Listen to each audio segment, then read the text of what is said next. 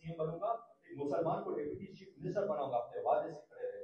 एक सच्चा इंसान अपने वादे पर हमेशा खड़ा होता है। आज आप देखिए, रेवंत रेड्डी साहब ने कहा कि मागंटी गोपीनाथ साहब मेरे दोस्त थे, लेकिन अगर दोस्त होते तो क्या उनकी उनकी मिसेस के ऊपर केस डालते? अगर दोस्त होते क्या उनकी बेटियों के ऊपर केस करते? आप जरा सोचना चाहिए, अगर कैसी दोस्ती निभा रहा है वो इंसान जो कह रहा है कि गोपीनाथ साहब मरहूम जिसके वालिद जिंदा नहीं, अगर उनके वालिद जिंदा होते तो क्या उनके बीवी के ऊपर केस होता था क्या? अगर मागंटी गोपीनाथ साहब जिंदा होते तो क्या उनके बच्चों के ऊपर, बेटियों के ऊपर केस होता था? मैं उनके बेटे से भी मिला, मैं बेटे से भी बात किया हूं 2 दिन पहले, तो कहते थे मैंने मैंने मेरे वालिद के साथ खाली वोट देने के लिए जब नॉमिनेशन डालते थे जब ही जाता था उनके साथ। आज ये बच्चे, अब ये बेटियां जिसका पैर को मार लग गया, पैर जख्म हो गया, तो भी रोड रोड पे गलियों गलियों जा रहे हैं। लेकिन क्यों? पहले तो अपने वालिद का गम था उनके साथ, लेकिन वो गम को भुलाते हुए अपनी माँ को जिताने के लिए, अपने वो यादों, अपनी अपनी खिदमत जो आवाम के साथ गोपीनाथ साहब की उसको बरकरार रखने के लिए मैडम के साथ उसके बच्चे जा रहे हैं। तो आप लोगों को सोचना है। अब एक मुसलमान हमेशा बीआरएस पार्टी को साथ दिया है। आप देखिए सब, और एक चीज रेवंत रेड्डी साहब ने कल 2 दिन पर 4 तारीख को सुना होगा, कांग्रेस से मुसलमान है। आपने जो बात कही कांग्रेस से मुसलमान है, कांग्रेस से मुसलमान की कामयाबी है। अल्हम्दुलिल्लाह हम रसूलुल्लाह सल्लल्लाहु अलैहि वसल्लम की उम्मत हैं, हमें उस चीज का फख्र है। यानी कांग्रेस पार्टी साहब 100 साल पुरानी पार्टी है, हम अल्हम्दुलिल्लाह 1400-1600 साल पुराने मुसलमान हैं हम। अल्हम्दुलिल्लाह। अब कैसी बात की है, देखिए साहब कैसी सोच है, देखिए वो आरएसएस की सोच, उनके जहन में भी कैसी चीज है, कैसी बात है।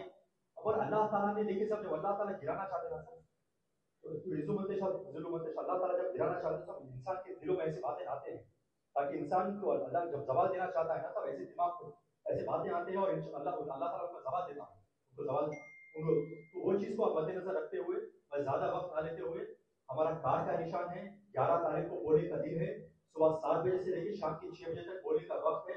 आपके दोस्तों को लेकर, आपके घर वालों को, पड़ोसियों को, साथ में सबको लेकर, तमाम लोगों को लेकर आपसे अपील करता हूँ, रिक्वेस्ट करता हूँ, कार के निशान को वोट डालिए, केसीआर साहब के हाथ मजबूत करिए। और याद रखिए साहब, अगर और एक चीज अपनी थोड़ी सी तकलीफ को खत्म करने से और एक बात कहना चाहता हूँ।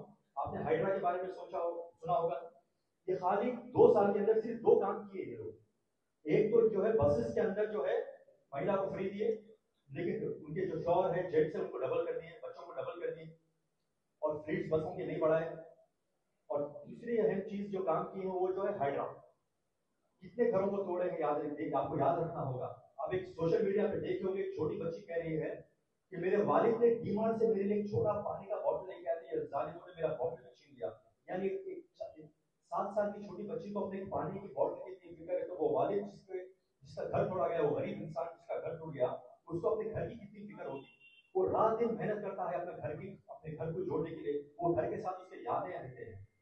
आपने घर को नहीं तोड़ा रेवंत रेड्डी साहब, आपने यादों को तोड़ा है, वो घर की यादों को तोड़ा है। जो बच्चे सोचते थे हम वालिद के साथ, हमारे वालिद वादा यहाँ पर खेलते थे, यहाँ पर हम बस बैठ के पढ़ते थे, यहाँ पे हम तालीम हासिल करते थे, हम यहाँ रात में बैठ के खाना खाते थे, आपने उस घर को तोड़ा है।